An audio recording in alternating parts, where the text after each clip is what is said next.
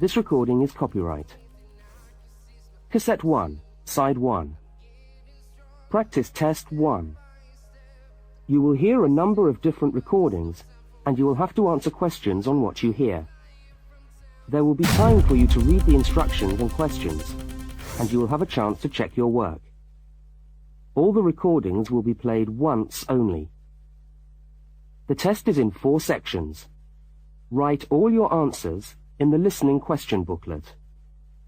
At the end of the test, you will be given 10 minutes to transfer your answers to an answer sheet. Now turn to section 1 of your question booklet.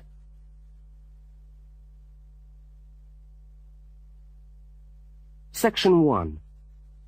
You will hear a telephone conversation between a woman and a police officer. First, look at questions 1 to 5. For each of the questions, 4 alternatives are given. Decide which of the alternatives, A, B, C, or D, best fits what you hear on the tape, and circle the appropriate letter.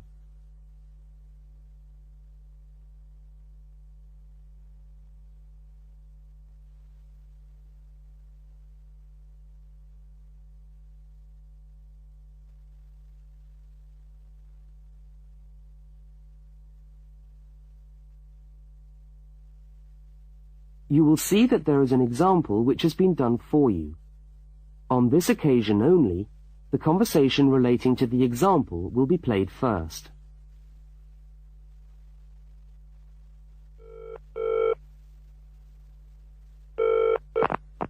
Good evening, City Police Station. Can I help you? Oh, hello.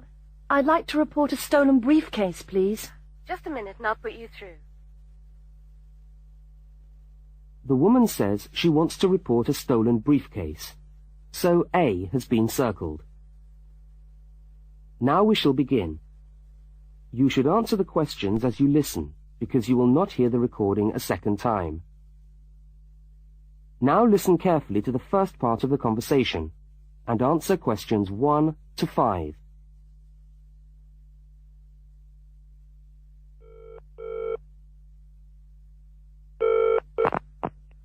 Good evening, City Police Station. Can I help you? Oh, hello.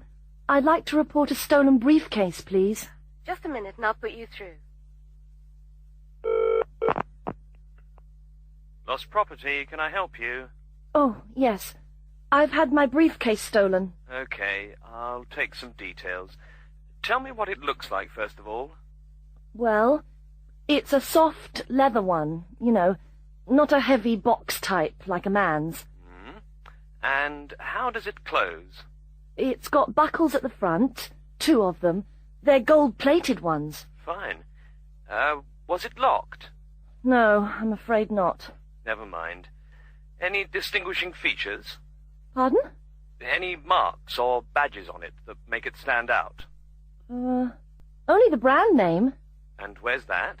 It's on the back, at the bottom in the left-hand corner. It's saggy. Oh, and there's a scratch. It's quite bad, but small, directly above the brand name. I did it recently, putting it on my bike. I got that. So, what did you have inside the briefcase? Well, all my papers from college. It's so frustrating, but thank goodness for computers. I haven't lost them completely. Yes, you're lucky. I had my wallet in my pocket, so I didn't lose that. But there were also my pens, which I got for my birthday, and a novel I was planning to read on the train. Right. Where exactly did you lose the briefcase? Well, I couldn't believe it. I was standing on the platform. It was right next to me. You were holding it? I'd just put it down on the floor, but I could almost feel it beside me. I was watching for my train because sometimes it comes early, and then next time I looked, my briefcase wasn't there. And what time was this? It must have been about 5:20. No, a bit later. I'd say 5:30, because it was just getting crowded, and the train normally comes at about 25 to 6. Before they continue their conversation, look at questions 6 to 10.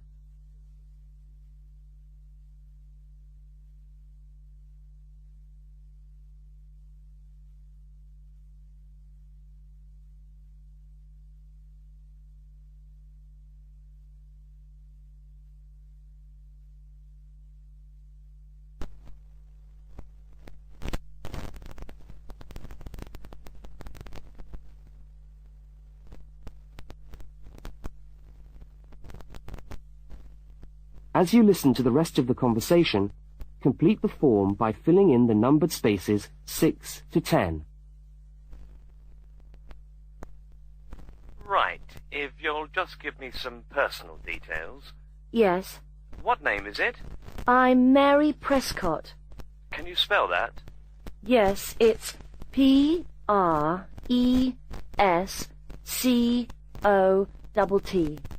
And your address? Flat 2, 41 Fountain Road, Canterbury. Fountain Road. Yes, number 41. And have you got a contact telephone number? Yes, it's 752239. 752239. Fine. One last question. What would you say the value of your briefcase is? Including the contents? Yes. Just a rough estimate is fine. I'm not sure. Well, the briefcase itself is quite new. I bought it last month for £40. I suppose about £65. The contents are worth about £20 or £25 at least. That's fine. Well, if you could come down to the station tomorrow, you can sign this form and have a look at what we've got here. Okay, thanks. Bye. Goodbye.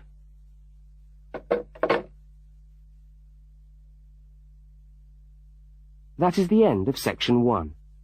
You now have half a minute to check your answers. Now turn to section 2.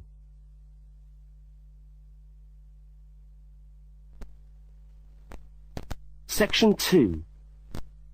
You are going to hear a news report from an Australian radio program. First, you have some time to look at questions 11 to 13.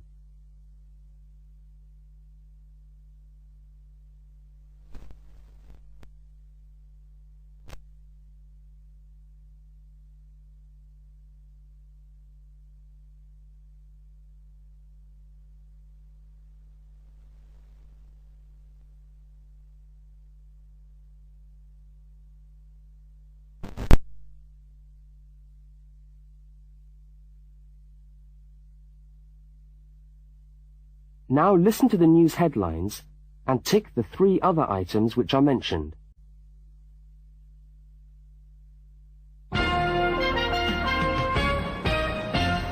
This is the 6 o'clock news for Tuesday the 25th of November. And first the headlines.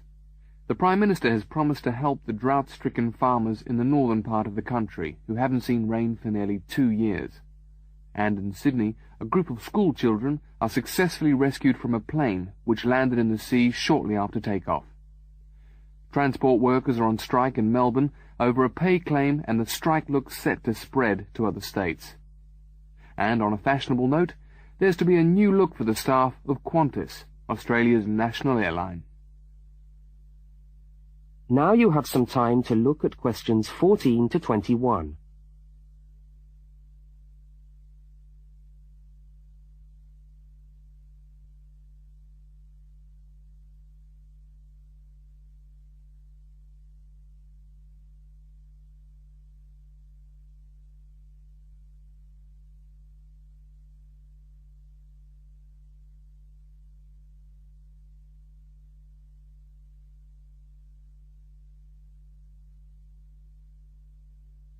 As you listen to the rest of the news, complete the notes in the spaces provided.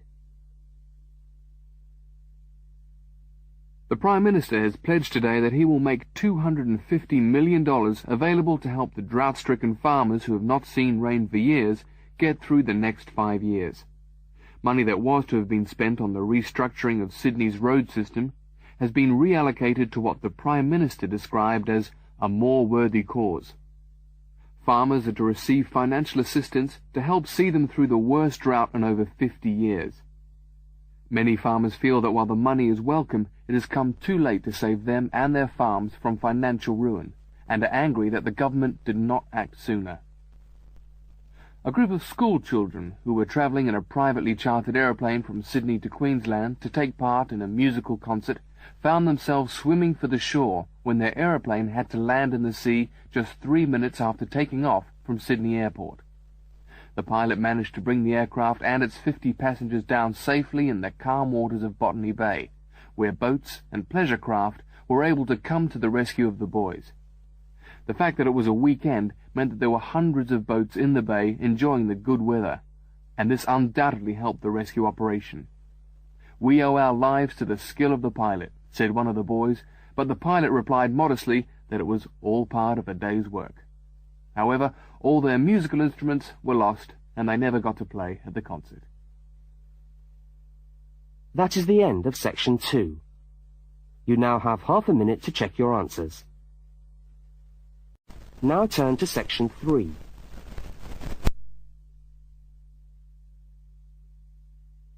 Section 3. In this section, you will hear a conversation between a university student and a university lecturer. Look at questions 22 to 25. For each of the questions, 4 alternatives are given. Decide which of the alternatives best fits what you hear on the tape and circle the appropriate letter.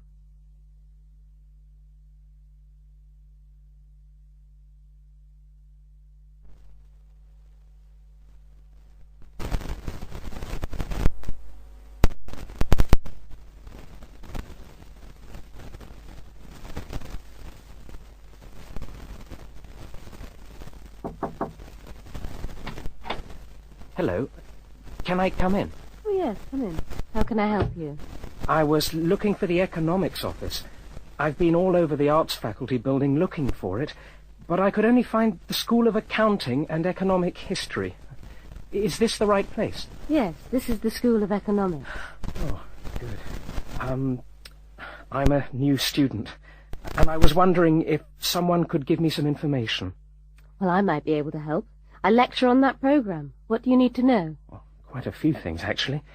Firstly, how many lectures a week do I have to attend? Well, the Economics 1 course is a double unit, so there are 2 lectures a week and 1 tutorial. Oh. The lectures are scheduled for Tuesday and Thursday. What time? Let me see. You know, this information is all in the handout, which you should have received yesterday at the orientation meeting. Oh, was there a meeting yesterday? I didn't know about that. No one mentioned... Yes, there was. But never mind. Now, lectures are at 4 in the afternoon. Ooh, 4's a bit late. I've got a part-time job that starts at 4:30.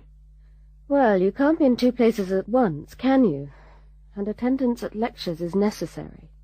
We expect at least 90% attendance at this university, you know. 90%? That's high. Do they enforce that rule? Yes, we do.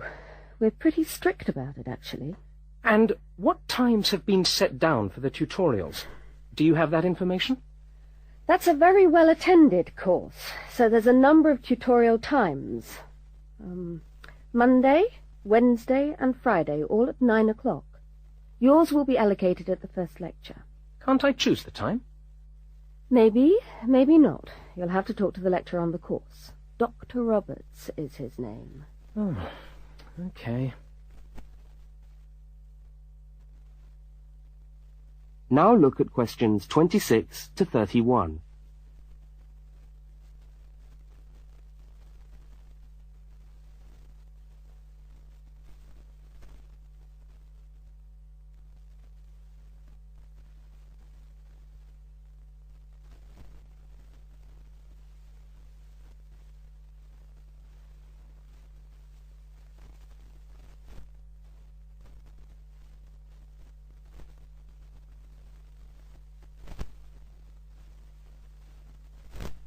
As the conversation continues, complete the notes in the spaces provided. Anything else I can help you with while you're here? Well, yes, actually. Do you know what the course requirements are? I mean, how much work is expected for this course? Well, you have to complete a tutorial paper. What does that involve? Well, it's a piece of work on a given topic based on some set reading texts. You'll have to give a small talk to your tutorial group. How long does that have to be? Oh, about 25 minutes usually. I have to talk for 25 minutes? Yes, that's right. And then you have to write up your piece of work and give it to the lecturer to be marked. Right. And is that all? No! You also have to complete a 3,000-word essay on a topic. Can I choose the topic? Yes, usually you can. Right. That shouldn't be too bad. And in addition to that, there is an exam. An exam? What sort of exam? Well, it's an open book exam. Does that mean I can have the textbook with me during the exam? Yes, that's right. And can you give me any idea about the content of the first year of economics, so that I can get into some reading?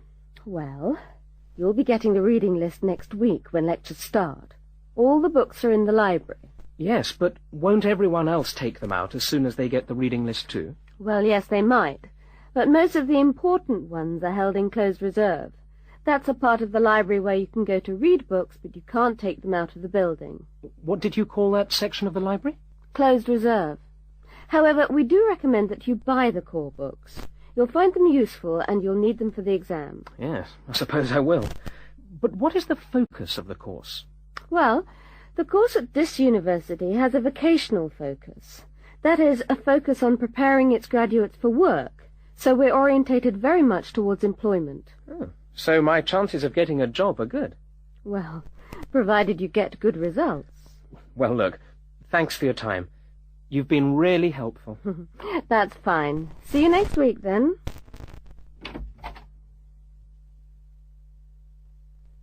That is the end of section 3. You now have half a minute to check your answers. Now turn to section 4. Section 4.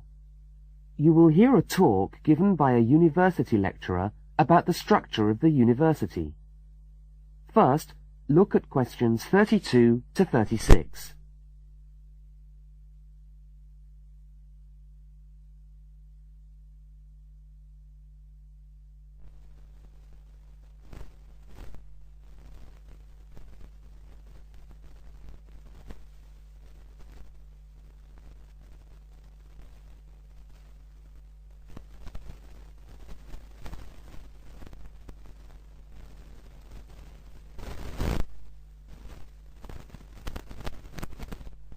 Now listen and answer questions 32 to 36.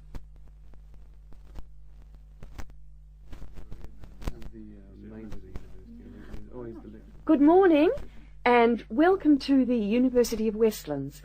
My name is Marcia Mayhew, and I'm the coordinator of the Bachelor of Social Science degree. This morning, I'd like to tell you about the structure of the university and about some of the requirements of the degree that you're about to enter. The Bachelor of Social Science is in one faculty within the university. That is the faculty where I work, known as Arts and Social Sciences. Here on this campus we also have the faculties of Architecture, Law and Science and Technology, among others. It's important to know something about the structure of the faculty because as you go through your course, you may need to call on members of the staff to help you. At the top of the faculty, we have a dean, and below the dean, we have 3 divisions. Each division has a divisional head, and your degree is located in the Division of Social Sciences. Within each of the divisions, there are the departments, and each of these offers the different degrees. For instance, 2 of the departments which offer the major subjects for your award are sociology and psychology. Each has a departmental head, but for practical purposes, the people you are going to see the most of are myself as coordinator of the social sciences degree and the actual lecturers who are teaching the subjects that you are taking. For instance, in the first semester, you'll be doing 4 subjects: psychology, sociology, history, and economics. If you have any problems or difficulties, not that I'm anticipating you will, but you never know, then you should go and see your lecturers. For instance, you may find that you can't meet a deadline for an essay, or perhaps you're having problems with attendance. These seem to be the 2 most common problems that students face.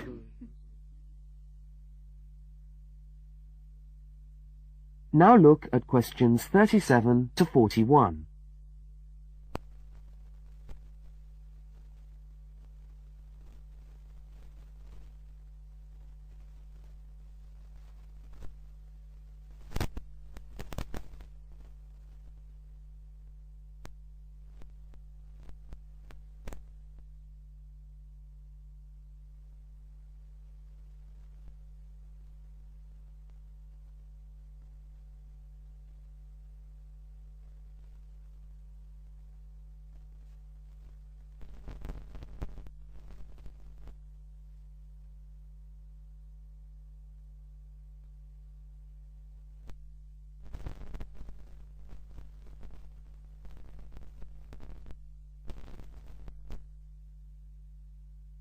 As you listen to the rest of the talk, answer the questions 37 to 41.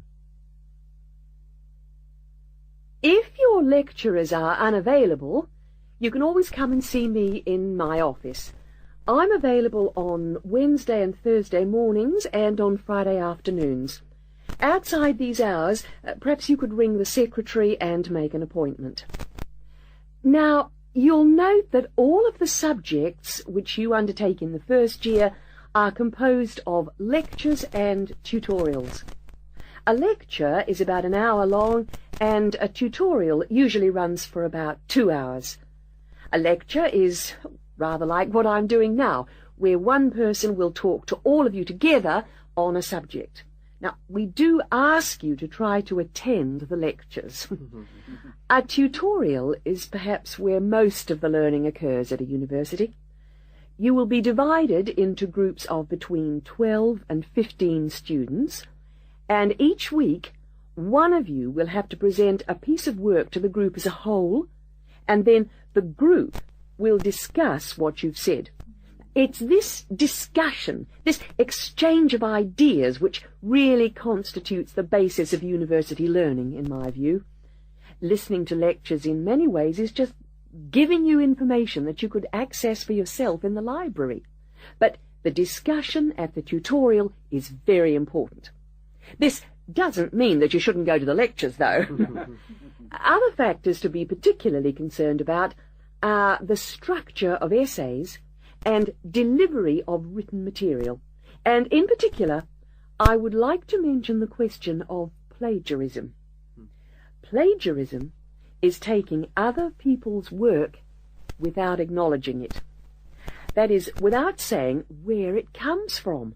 Now, of course, all essays are based on research done by other people, but you must remember to attribute the work to the original writer.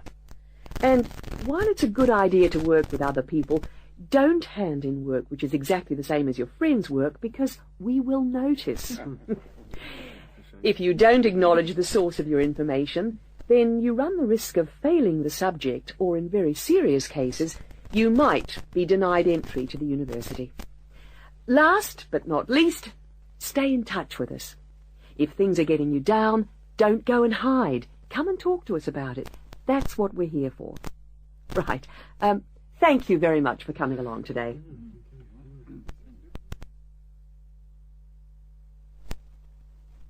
That is the end of section 4.